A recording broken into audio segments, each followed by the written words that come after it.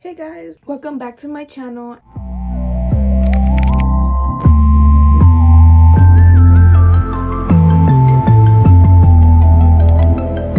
Today I'm going to be doing a story time about the time I don't know if it's considered harassed, but I just searched it up and that's basically what it was according to the definition.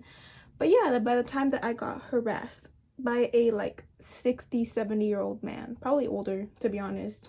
He was pretty old. While I get ready for work, because I go to work in like an hour. Also, it's my first day of work today. It starts at 5 p.m. ends at 11 p.m. So it's like a weird, because I'm working an event. So I'm pretty excited because I've never worked an event before. But yeah, let's get started. So I'm going to be doing my everyday makeup. I'm going to be using anything full coverage. Like I'm going to be using this. I usually like to use tinted sunscreen, but I couldn't find any, so I got like a light coverage foundation for an everyday. And I'm just gonna get to the story. Around this time, I was 15, I'd say. 15, probably 15. I'm gonna stick with 15. It's right in the middle.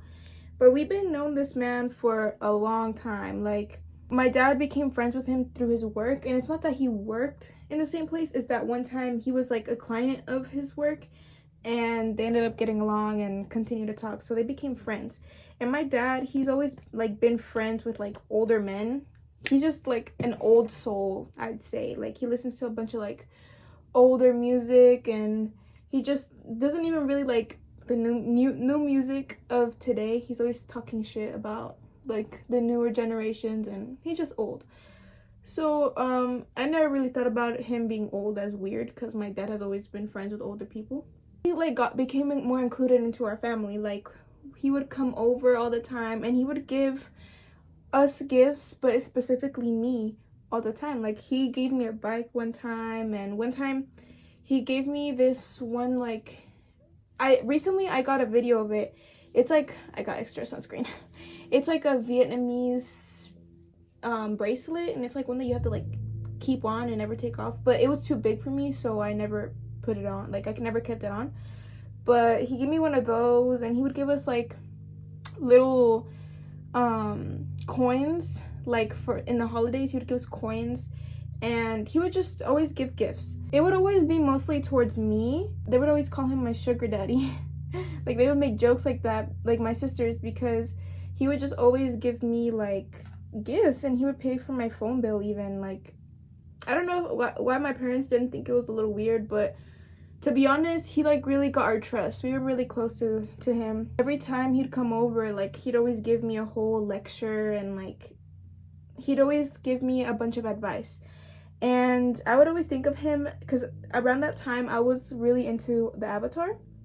So I always thought of him as my like Uncle Iroh. Like he was like that type of role in my life. Like he would always give me advice, and we talk about life, and he'd tell me stories about his life, because his life was pretty interesting. He fought in the Vietnam War, I don't know what the fuck. And he basically like would tell me like stories about like how he took this one girl on a date before, and how like the prices were for food back then. He would just tell me so much, and like we really got to know each other, and it was pretty like, you know, like Uncle Iroh and Zuko type. Like not Zuko, because Zuko was mean, but like he was like I didn't see anything weird from him. He would come over, and I would be wearing like pretty revealing clothing, and by revealing it would be like just like shorts and a t-shirt. But I would like wake up, it was right when I would wake up, I would go downstairs to eat breakfast, and he would be there. So I was like no bra, with a t-shirt, or like sometimes I'd wear tight shirts with no bra. And it was just like, I never really thought nothing of it. But my family, they would sometimes make comments like, you should go change. And even me, like sometimes I would go change myself because I felt uncomfortable, you know. And back then I used to hate when people told me that. Like I hated when people told me to change, to not say certain things, because I don't know, I just hate that. Like I hate being told what to do, and it's one of my flaws. But like I don't know, it's just me. But yeah, he would be around a lot, and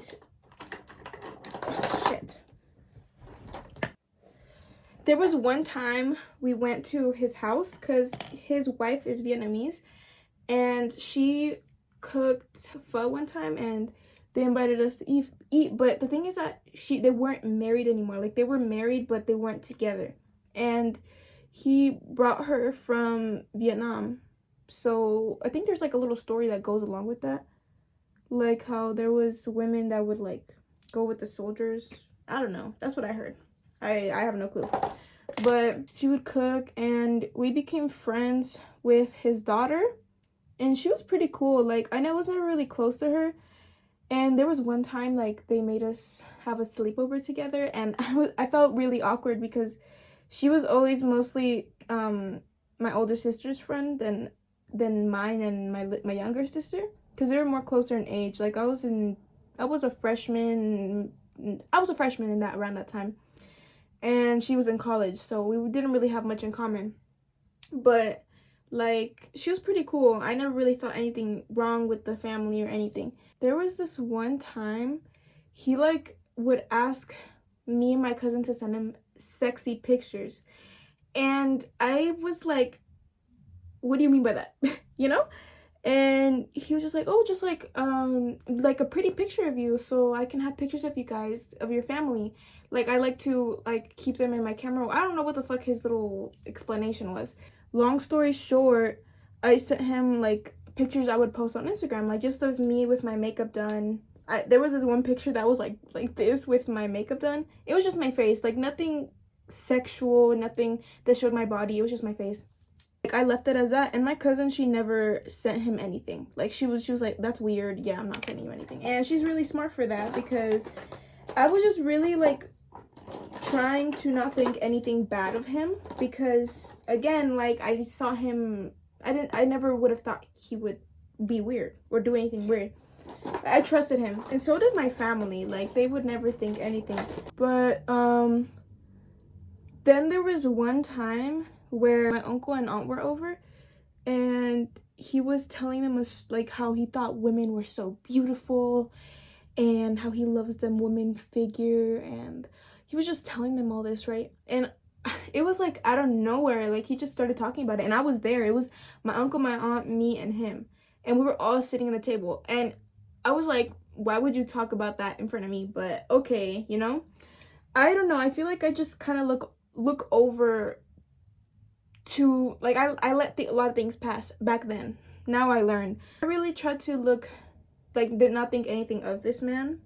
But there was this one time where he made me download a whole app to communicate with him. And I asked my parents about it. I'm like, did he make you guys do that too? And he's like, yeah, we just all downloaded it. Like, he just told us to download it, and you know, and it was like, okay. So I downloaded it, and he would text me sometimes. I don't remember what he would talk to me about, but he would just talk about, I don't know, I to be honest don't remember he would tell me about. I think he would send me like the pictures, you know how like old people, like especially specifically like Mexican moms, like how they send you like, oh, good morning, or something like that, something sweet. Like, he would just send me things like that, like sweet things. And I would be like, oh, old people, that's how they all are, you know, nothing weird. And I would just brush it off and never think about it again. But what's it called, there was this one specific time he texted me saying, he was like, can I talk to you in adult language? And I was like, yeah, I mean, I cuss. That's what I was thinking. Like, Your mom? I actually do cuss a little. Do you? Also, yeah. What's your favorite curse word? Probably fuck. in my family, they don't give a fuck. Like, I started cussing when I was like in middle school, and my mom never really cared, because my mom, she's the same. Like, we all are very vulgar and we think it's funny. We don't take it in a wrong way. Like, yeah, don't say it to her. Like, I will never cuss at my mom. Like, I never cuss at my mom, but I'll cuss with my mom, if that makes sense.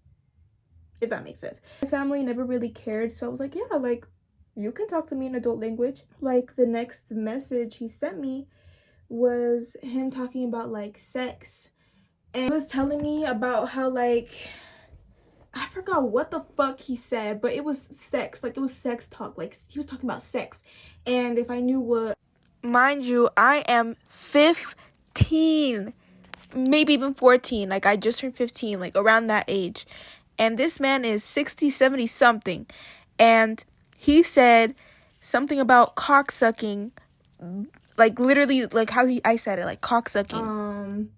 Fucking, or I forgot what the fuck, but he used really vulgar words to describe like fucking, and he like continued talking about it in like a whole paragraph about fucking and like sex and all this shit, right? I remember I would take really long to respond back to him, but that time I responded really quickly because I'm like, what the fuck? Like, the first thing I did was go downstairs because my parents were eating lunch. And I go downstairs and I show them the messages. I'm like, look what he just told me. And my mom, she went furious. Like, she went like, she was over here thinking about shooting his house down. Like, my mom's crazy. And to be honest, like, as a mother, I would want to do the same if that happened to my child, you know? Especially knowing the person that said those things and knowing how close they were. Like, it was so out of line. But it was so gross. Like, didn't know how to feel. I felt like crying. I definitely cried multiple times because it just makes me feel so disgusted being in that situation, you know? I told my mom, holding in my tears, and my mom got upset.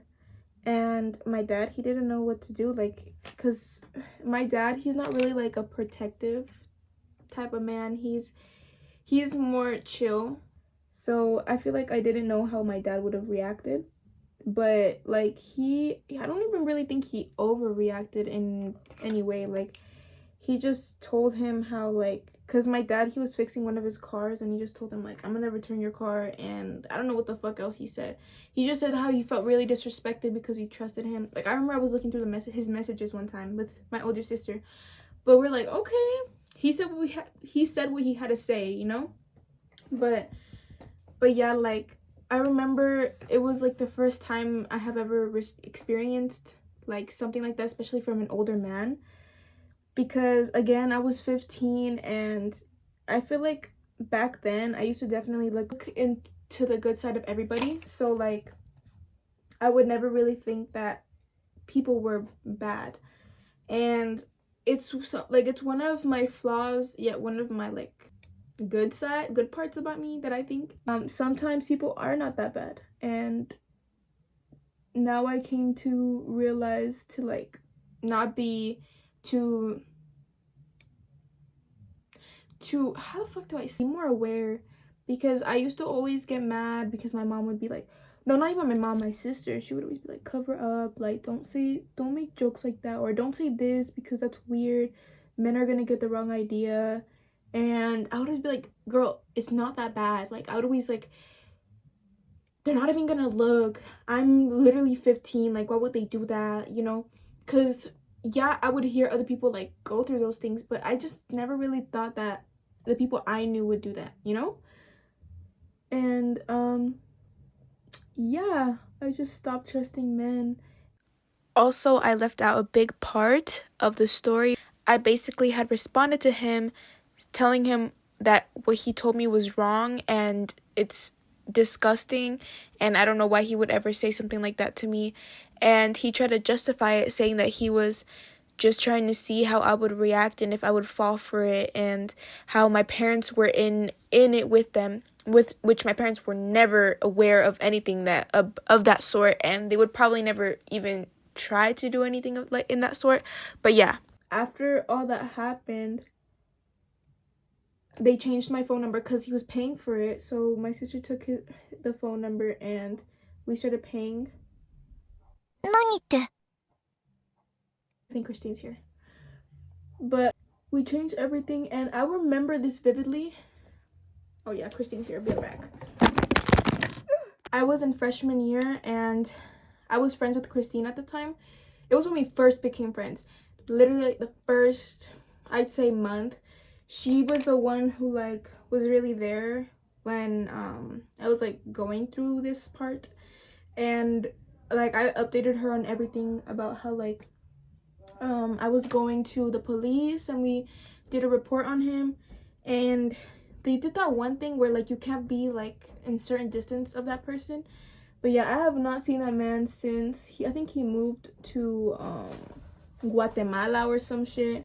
There was also this one time where it was me, my dad, and him, and I had just went downstairs to eat breakfast, but my dad, he had just got back from work, or I don't know where he got back from. He left upstairs to shower, and he left me and him alone in the kitchen. And at first, I was like, it's awkward because it's just us alone. And at first we were just talking regularly, and he talks a lot, so I was just mostly listening. And he also started talking, like he was about to mention like sex, and he was mentioning like sex at the end of the conversation. But thankfully, I don't know who showed up that he stopped himself, and I noticed, it was very noticeable that he was gonna talk about it. And I was really glad that whoever came into the kitchen came in at that time, because I felt like I was gonna get really uncomfortable. Or Brazil, I don't remember where the fuck. But no, that man would literally like, he would always talk about he wanted to take us to like Brazil and to all these places. And I was like, oh yeah, I want to go, what the fuck? You know, being all gullible. But yeah, that's the story of the creepy old man. Christine was there. Yeah, I was. That's just crazy. Yeah, it was really disgusting. And don't trust old men, because everybody's right. They're right about men. And I have multiple stories of bad experiences with men that you have to keep in mind. They change your perspective on life. But yeah, I'll show you guys my after look.